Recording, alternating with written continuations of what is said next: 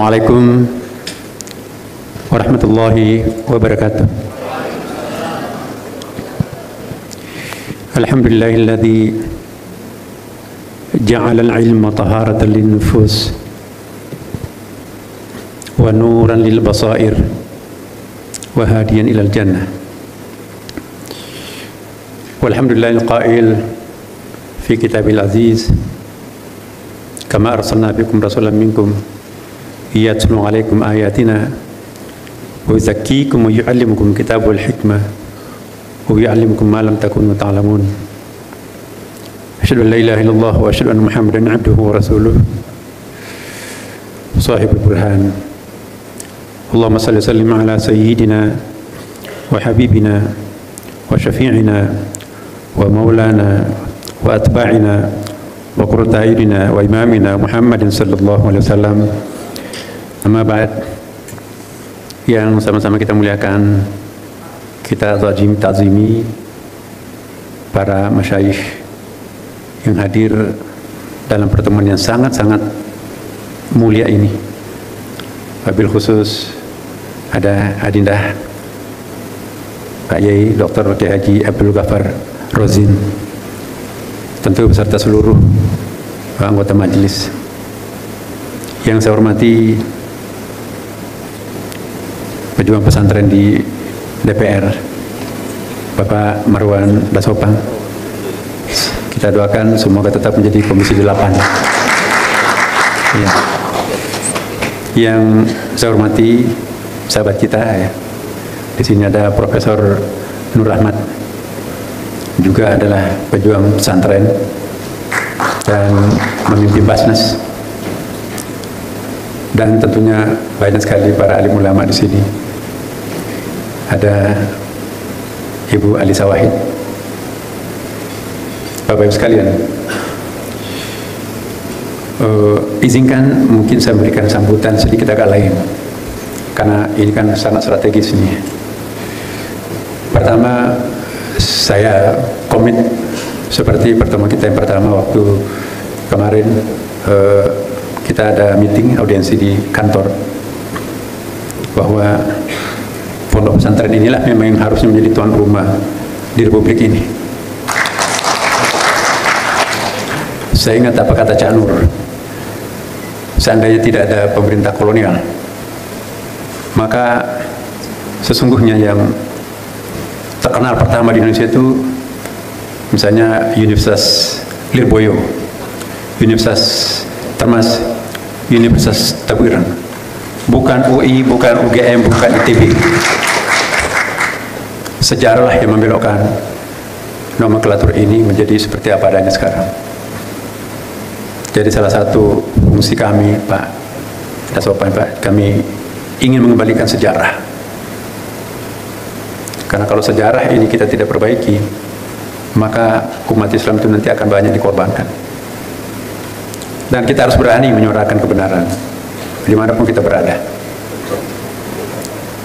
Bapak Ibu sekalian, poin pertama ya, karena tadi kita bicara tentang strategi pengembangan pondok pesantren. Ada sesuatu yang perlu diperkuat kembali di pondok pesantren. Kita dulu baca pondok pesantren, apalagi disertasinya tradisi pesantren, Pak Profesor. Itu saya kira buku yang terbaik tentang, walaupun ada kritikannya ya, tetapi bagi saya itu sangat very inspiring. Di situ kita tahu apa itu arti pondok pesantren dan seterusnya. Terminologinya sangat bagus ya. Jadi saya kira kita perlu memiliki buku itu. Tapi yang ingin saya tekankan betul, kendali mutu untuk pondok pesantren ini dalam mengukur pondok pesantren, pada yang saya muliakan para anggota majelis masyayikh ini, kita jangan larut dengan ukuran-ukuran yang dibuat oleh lembaga-lembaga yang sekuler, lembaga-lembaga yang dibentuk untuk satu kepentingan sangat pragmatis. Ukurlah pondok pesantren itu dengan ukurannya sendiri, karena kita semuanya di sini insya Allah dari pondok pesantren, bahwa metodologi, atau mungkin kita mulai dari ontologinya dulu. Ontologi, epistemologi, dan aksiologi di pondok pesantren itu sangat berbeda dengan ontologi perguruan atau sekolah tinggi atau universitas. Ontologi keilmuan, ya, dengan metodologi formalnya, seperti juga yang kita lihat di dalam kitab alat-alat ukur di termasuk Kementerian Agama, yang diukur itu adalah formalitasnya. Korbanlah pesantren itu sebetulnya. Saya memberikan satu contoh konkret. Di pondok pesantren itu, kita tidak hanya diajarkan bagaimana memahami Al-Quran sebagai kitabullah, tetapi juga diajarkan bagaimana Al-Quran itu juga sebagai kalamullah. Lain kitabullah, hadal kitabul la raiba fihi hudal lil muttaqin. Tapi kalamullah di atas sana di langit. Alif lam mim, dzalikal kitabu, those over there, so far from here. Dzalikal kitabu la raiba fihi hudal lil muttaqin. Kitabullah hudal linnas. Tetapi kalamullah hudal lil muttaqin. Jadi mari kita kembali membenahi kurikulum kita di pondok pesantren. Jangan sampai nanti kita terkontaminasi oleh tolak ukur pendidikan formal, sehingga kita tidak mempelajari Al-Quran sebagai kalamullah, hanya mempelajarinya sebagai kitabullah. Lain epistemologinya, lain metodologinya mempelajari kitabullah dengan kalamullah. Maaf, ini saya tidak menggurui Bapak Ibu sekalian. Saya hanya ingin mengingatkan kembali pada diri saya dan kita semuanya. Mempelajari kitabullah, baca dari dosen, lulus, udah oke. Tapi mempelajari kalamullah gak gampang. Hudal lil muttaqin. Man humul muttaqun? Hal nahnu muttaqun? Apakah kita sudah muttaqun? Saya kira enggak. Inna akramakum Allahi atqakum, ya kan? Maka itu saya mohon betul pondok pesantren itu kita jangan hanya mempelajari Quran sebagai kitabullah, tapi juga sekaligus kalamullah. Bagaimana mengakses kalamullah? La yamassuhu illal mutahharun. Ma ma'na tahara? At-tahara itu bukan pembersihan fisik berwudu.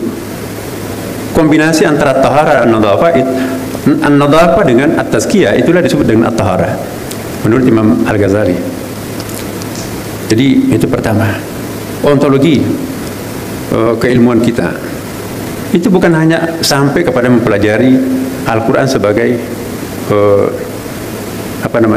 ibarah. Jadi ada ulama tafsir mengatakan bahwa ada 4 lapis Al-Quran. Ada ibaratul Quran untuk orang awam, ya. Kemudian juga ada isyaratul Quran untuk khawas. Kemudian lataiful Quran untuk khawasul khawas, dan ada haqaiqul Quran khususnya para nabi. Jadi di dalam kulit ada kulit, di atas langit masih ada langit. Nah, santri tidak bisa berhenti pada wukuf, ya, harus berhentinya pada wusul, finish. Karena kalau sampai wukuf di Arafah belum selesai haji kita kan masih harus ke Mina. Nah, jadi inilah kriteria-kriteria yang satu contoh. Kemudian pondok pesantren itu bukan hanya belajar kepada guru, tapi juga belajar kepada apa yang saya sering istilahkan dengan impersonal teacher, guru yang bukan orang. Kita semua tahu kan, kiai-kiai tersohor kita di pondok pesantren di Indonesia, ya, benar-benar majhulun fil ard walakin ma'lumun fis sama. Tidak populer di bumi, tetapi populernya di langit. Almarhum al-alama Kiai Haji Wahid Hashim, sebetulnya sama sekali beliau tidak bermaksud untuk menjadi populer seperti yang kita baca dalam sejarah. Kalau beliau datang dari Mekah untuk populer, dia tidak membuka cabangnya di kampung halamannya. Dia terpaksa tampil di permukaan karena ada tuntutan publik. Tapi buktinya setelah mereka kembali ke pondoknya, back to the basic. Jadi dia populer bukan karena kehendaknya sendiri, tetapi karena kehendak publik, kehendak umat, tuntutan umat, maka dia seperti itu. Jadi sangat berbeda dengan para politisi, dengan almarhum. Ya, alangkah miskinnya seorang murid kalau gurunya hanya orang. Iya kan? Sanurihim ayatina fil afaq wa fi anfusihim. Jadi ada impersonal teacher. Kita lihat banyak sekali ayatnya dalam Al-Quran. Belajarnya Nabi Musa itu pada pohon, ya. Kemudian juga apa itu ayatnya itu? Falamma atahanu dia min syatil wadil ayman fil buqatil mubarakah. Jadi ada lembah yang penuh berkah. Lembah penuh berkah itulah pesantren itu. Ya. Lembah apa namanya itu ya? Tempat untuk berzikir Di situ ada berkah. Jadi pesantren itu bukan hanya tempat untuk sekolah. Pesantren itu bukan tempat untuk mencari ilmu pengetahuan dari guru, tapi tempat untuk mencari ilmunya Allah di situ. Maka itu perbedaan madrasah dengan sekolah. Ini pemahaman saya. Kalau sekolah itu tempat untuk belajar dari guru, tempat untuk mendapatkan ilmunya guru kalau di sekolah. Tapi kalau di pesantren, tempat untuk mendapatkan ilmunya Allah. Jadi guru kiai kita itu adalah mursyid. Mursyid itu kan apa ya namanya, mursyid itu kayak selang, mari mata airnya di situ, ini gelasnya. Jadi hanya perantara. Ilmunya Allah yang kita cari di pondok pesantren. Maka itu lebih berkah. Saya mohon betul, jangan kita terlalu larut dengan metodologi alat-alat ukur modern dalam mengukur pondok pesantren. Nanti terjadi semacam pendangkalan spiritual di kalangan pondok kita. Saya yakin majelis masyayikh yang terpilih ini akan mengembalikan, bahkan akan terus melanjutkan visi misi pondok pesantren tadi. Ya. Dan jelas kok dalam Quran itu. Fas'alu ahla dzikr in kuntum la ta'lamun. Tidak dikatakan fas'alu ahlal ilm. Ya kan? Kenapa enggak dikatakan tanyalah kepada para ilmuwan? Kalau mentok kepada sains larinya ke filsafat, mentok ke filsafat itu mau kemana? Lari ke ahli zikir. Manhum, siapa itu ahli zikir? Itu pondok pesantren. Itu ulama. Maka itu Rasulullah mengatakan bahwa penting sekali ulama itu. Ada hadis Nabi kan, la mautu qabilatin aysar min mauti alimin. Lenyapnya suatu suku, satu etnik, ya, itu lebih ringan daripada hilangnya seorang ulama. Jadi ada pengandaian, lebih baik hilang satu etnik daripada hilang seorang ulama. Karena ulama itu adalah tiang pancang langit. Jadi yang kita akan bentuk di dalam pondok pesantren bukan sekedar al-alim, tapi al-alimul alamah, mendalam dan juga meluas dan juga arif. Di pondok pesantren bukan kita mencari ilmu saja ya. Kalau dalam literatur Arab itu ilmun lebih banyak diartikan sebagai pengetahuan yang diperoleh melalui olah nalar. Tapi pengetahuan yang diperoleh melalui olah batin itu yang disebut ma'rifah. Jadi ilmu dan ma'rifah itu digabungkan di pondok pesantren. Kalau di sekolah-sekolah yang aktif itu adalah otak kiri, reason. Tapi di pesantren itu yang aktif adalah otak kanan kita, mengajari kita feeling. Pendidikan karakter itu di malam hari. Man talabal ula syairul layali. Ya. Wa minal laili fatahajjad bihi nafilatan lak asa yab'ataka rabbuka maqama mahmuda, itu wa minal lail. Nah, kita di malam hari kan. Produktifnya pondok pesantren itu di malam hari. Enggak ada berkah di siang hari. Berkah itu di malam hari. Ya. Jadi banyak ayat yang bisa kita lihat untuk mendukung. Tadi ayat saya bacakan. Kama arsalna fiikum rasulan minkum yatlu 'alaikum ayatina. Sebagaimana kami utus rasul di antara kalian. Wa yuzakkikum. Itu fi'il mudhari kan, ilmu pesantrennya. Jadi ini menarik nih. Rasulullah SAW diungkapkan dalam Al-Quran itu umumnya menggunakan fi'il mudhari. Wa yuzakkikum, masih bisa mensucikan kan? Tawassul kepada Nabi. Ya, bukan hanya nanti di hari akhirat, tapi sekarang kita sudah bisa minta syafaatnya Rasulullah. Wa yu'allimukumul kitabah, yu'allimu fi'il mudhari. Wa yu'allimukum ma lam takunu ta'lamun. Bahkan di situ lam ya kan? Tidak dikatakan ma la takunu ta'lamun. Kalau la takunu ta'lamun itu an-naun.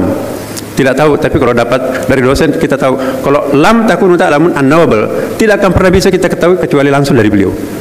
Maka itu alangkah miskinnya seorang murid kalau gurunya hanya orang hidup. Ulama kita Bapak Ibu sekalian, Imam Syafi'i, Jami' Karamatul Auliya itu 420 sekian, 2 jilid itu, ulama-ulama itu. Kalau kita kaji, itu belajarnya bukan kepada orang hidup, dia bisa belajar kepada Nabi. Nah ini pesantren kita nggak muncul ini. Imam Al-Ghazali, baca kita biografinya kan, ya Syekh, ada sejumlah hadis kami tidak dapatkan dalam Ihya. Ya walad, saya tidak pernah menulis satu hadis dalam Ihya tanpa sebelumnya saya konfirmasi kepada Nabi. Benar enggak engkau pernah mengatakan ini ya Rasulullah? Sebelum Nabi ngangguk, saya tidak tulis dalam Ihya Ulumuddin. Rasulullah wafat 632 Masehi. Al-Ghazali wafat tahun 1111. Al-Ghazali lebih muda lagi. Khudhat al-kitab khusus likam, bermimpi dikasih buku oleh Rasulullah, buku benaran khusus likam itu kan. Nah, Banyak Imam Syafi'i. Contoh, banyak sekali. Karena kita percaya ya bahwa orang suci itu, orang dekat dengan Tuhan itu sebetulnya tidak mati. Wala tasabanna alladziina qutilu fi sabilillahi amwata bal ahya inda rabbihim yurzaqun. Siapa bilang orang-orang warasatul anbiya itu wafat? Nabi pun juga fi'il mudhari terus. Innallaha wa malaikatahu yusalluna 'alan nabi. Jadi bagaimana mengasah otak kanan di santri ini yang harus dikembalikan. Jangan hanya mengasah otak kiri kita, hanya reason melulu, tapi nggak ada pengasahan feeling. Ya, ma'rifah itu diperoleh melalui otak kanan, bukan otak kiri. Nah, kemudian hebatnya kalau orang menjadi alim pondok pesantren, jin pun dia bisa kalahkan tuh kan. Kalau jin itu apa? Kita lihat kisah Nabi Ibrahim. Ada kan ayatnya itu ya. Siapa yang bisa mendatangkan mahliga itu? Sogokan Ratu Balkis itu. Kata kata Ifrit. Ya. Ana atika bihi qabla an takum min maqamik. Saya bisa menghadirkan permata itu sebelum kalian beranjak, sebelum Anda beranjak. Ya. Tapi Nabi Sulaiman belum puas. Ada nggak bisa lebih cepat? Maka dia mengangkat tangan, seorang santri ulama pada waktu itu. Apa katanya? Ana atika bihi qabla irtada ilaika tarbuk. Saya bisa menghadirkan benda itu sebelum Bapak berkedip matanya. Jadi jin itu kalah terhadap para santri. Dan terakhir Bapak Ibu sekalian, saya ingatkan betul kepada majelis syuyukh kita ini, betul-betul tolak ukur dalam mengukur pondok pesantren itu, sekaligus motivasinya adalah ingat dalam surah Al-Kahfi ayat 60. Ya kan? Apa itu? Wa qala Musa li fatahu la abrahu hatta abluga majma'al bahraini aw amdiya hukba. Ya, Nabi Musa kan termasuk nabi yang paling cerdas. Ya, tidak ada nabi yang komunikasi langsung dengan Allah. Wa kalama Allah Musa taklima selain Nabi Musa. Sampai agak sedikit bangga. Wah, Andalah sang pembunuh Fir'aun. Nabi-nabi sebelumnya gak pernah berhasil membunuh Fir'aun. Langsung ditegur oleh Allah. Hai Musa, kamu harus belajar. Maka pergilah Nabi Musa. Saya tidak akan pernah berhenti sampai menjumpai dua lautan. Nah, kita lihat dalam tafsir Mu'tabarat. Tafsir situ Majmal Bahrain itu adalah di Laut Persia itu ada perbatasan Laut Timur dan Barat itu. Tapi tafsir Ar-Razi ini menarik ini. Yang dimaksudkan Majmal Bahrain di situ perjumpaan dua epistemologi. Epistemologi Barat itu menggunakan otak kiri sangat rasional. Maka itu di situ ada Plato, Socrates, Thales, Anaximenes, Demokritos dan seterusnya. Tapi otak kanan itu ada di timur. Maka itu semua agama lahir di timur. Nggak ada agama besar lahir di barat. Tapi Allah apa? Walillahil masyriq wal maghrib. Nah, Iqra itu di otak kiri, Bismi Rabbik itu otak kanan. Jadi Iqra Bismi Rabbik inilah pondok pesantren. Kalau di sekolah hanya Iqra, nggak ada Bismi Rabbiknya. Tapi kalau hanya Bismi Rabbik melulu nggak ada Iqranya, itu juga bukan pondok pesantren.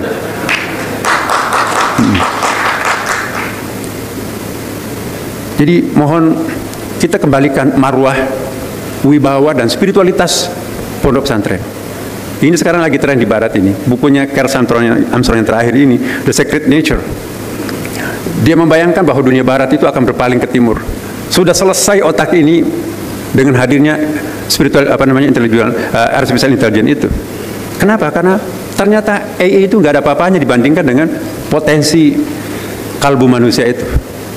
Nah, kita kan di sini memang itu 3.000 tahun kata beliau. 3.000 tahun bumi ini dihuni oleh manusia hidup dan survive tidak mengandalkan teknologi, tapi mengandalkan otak kanan. Alam itu yang membuka dirinya kalau ingin menanam, jangan tanam, aku nggak cocok. Ya. Alam itu yang bersahabat dengan manusia, kamu jangan pergi karena langit akan hujan deras dan gelombang tinggi. Sekarang ini ramalan cuaca nggak ada hujan tapi malah banjir. Jadi kita dikerjain oleh alam. Makanya tuh mukjizat al-karamah ini berikan tempat. Kata Armstrong ini ada dua kehilangan. Kita kehilangan feeling yang sangat kuat. Dulu bapak ibu kita feelingnya orang itu yang menggunakan selalu mengasah otak kanannya itu luar biasa, seperti guru-guru kita terdahulu di pondok pesantren. Karamahnya apa itu karamah? Ialah orang yang selalu melatih otak kanannya. Kalau hanya rasio itu nggak ada mukjizatnya rasio itu. Nah, inilah fas'alu ala dzikr, bukan fas'alu ala ilm. Jadi ini mumpung ada kesempatan, Bapak Ibu sekalian, saya ingin sekali menyampaikan ini. Saya teriak-teriak beberapa waktu yang lalu, UI sudah harus mensponsori epistemologi huduri ini, jangan hanya husuli melulu. Tapi nggak laku. Saya mohon betul, bisa nggak pondok pesantren mengembalikan marwah pondok pesantren, bukan hanya mampu memahami kitabullah, tapi juga sekaligus mampu memahami kalamullah. Jadi Bapak Ibu sekalian, nah pondok pesantren ini dengan adanya Undang-Undang Nomor 18 Tahun 2019 dan Kepres Nomor 82 Tahun 2021, ditambah lagi tadi saya catat betul Gus ya, 2 sayap tadi itu luar biasa, tapi masih kurang. Apa yang tadi saya sampaikan ini belum masuk di poin itu. Bagaimana membawakan, bukan mensakralkan pondok ya, tapi bagaimana memperkuat spiritualitas pondok pesantren. Ya, alangkah miskinnya seorang santri kalau gurunya hanya orang hidup. Bahkan Imam Syafi'i mengatakan bahwa begini, apa syairnya tuh?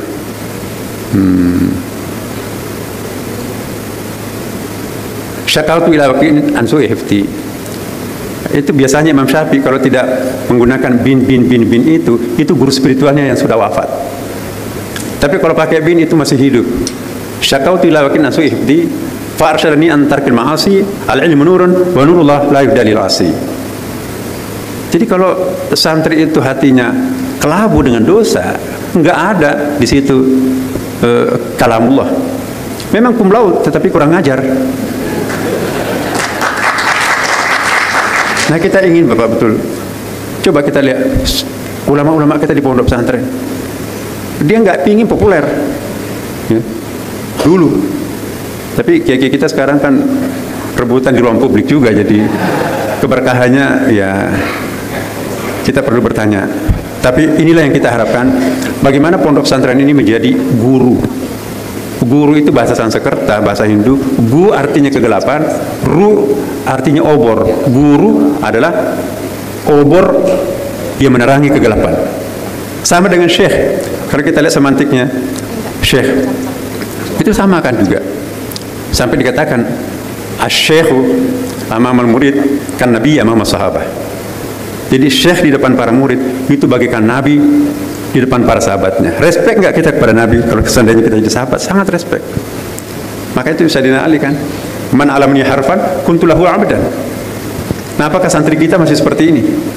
Apakah santri seperti ini yang kita akan lahirkan, atau santri yang modern? Jadi kata-kata modern itu bisa menjadi modern juga. Modern itu merusak, modern itu prospektif. Ya, Bapak Ibu sekalian, mohon maaf kalau sambutannya kayak begini, tetapi saya ingin sekali bahwa pondok pesantren kita ke depan itu bukan saja mempertahankan eksistensinya dalam masyarakat, tapi substansi kepesantrenan itu juga ikut dipertahankan, sehingga inilah akan menjadi sulu kehidupan, membahagiakan kita dunia sampai di akhirat kelak.